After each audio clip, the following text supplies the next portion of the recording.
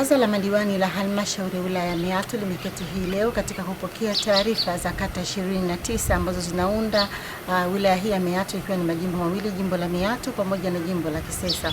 Katika taarifa ambazo zimepokelewa na zimewasilishwa katika halmashauri hii pamoja na changamoto ya uchakavu wa barabara ambao umekuwa ukiathiri sana jimbo hili, ikiwa zinatokana na mvua kubwa ambazo zimekuwa zikiendelea kunyesha, licha ya kuwa miundombinu ya jimbo hili bado haijakaa sawa. Lakini bado katika swali lingine ni ukosefu wa watumishi wa kutosha katika kuhudumia wananchi katika sekta mbalimbali ikiwemo sekta ya afya. Lakini pia bado kuna changamoto ya ukosefu wa matundu ya vyoo ya kutosha katika shule za msingi na sekondari. Pia kuna maabara ambazo zimekuwa zinakosekana vifaa katika maabara hizo na kadhalika. Na kupitisha tu kwa uchache katika kwa baadhi ya madiwani ambao walikuwa wakiwasilisha ripoti zao katika baraza hili. Kata ya Bukundi ni upungufu wa maeneo baadhi ya usambazaji wa maji katika vitongoji vifuatavyo. Kuna Kisesa, Mwamanongo, Bukingwanziku na Bukingwa Minzi. Vile vile, Mheshimiwa Mwenyekiti, tuna changamoto ya barabara ya Bukundi Lukali. Mheshimiwa Mwenyekiti, barabara hii kipindi cha masika, Mheshimiwa Mwenyekiti, tumepata majanga makubwa sana. Tumepoteza mama zetu watatu kutokana na ubovu wa barabara hii. Kwa matundu 68 ya vyoo shule ya msingi Muungano yaliyopo ni matundu 4 tu.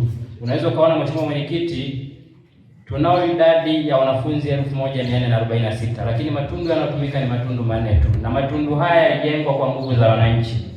Lakini kwa upande wa halmashauri pamoja na upande wa serikali hatuweza kupata fedha yoyote kwa ajili ya kutatua changamoto hii. Lakini ya pili ni uhaba na uchafu uliokithiri wa maji kwa ajili ya matumizi ya nyumbani. Maji yanatoka wakati wa kiangazi sio mazuri, yanakuwa ni machafu. Lakini tatu, umeme katika bila taarifa.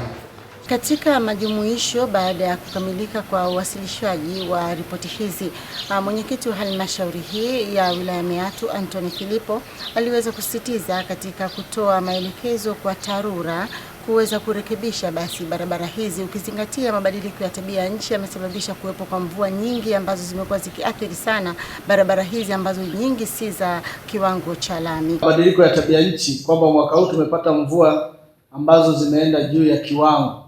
Ni kweli usiopingika kwamba mabarabara na miundombinu nyingi zimeharibiwa na mvua. Sasa nachelea kusema kwamba serikali inaweza ikarudisha huduma kwa wakati mmoja, lakini tuwasiliane na meneja wa TARURA maeneo ambayo ni muhimu, ambayo tayari mawasiliano yamekatika na hakuna barabara. Maana yake wananchi wanakwenda kupata matatizo ya kuongezeka kwa bei.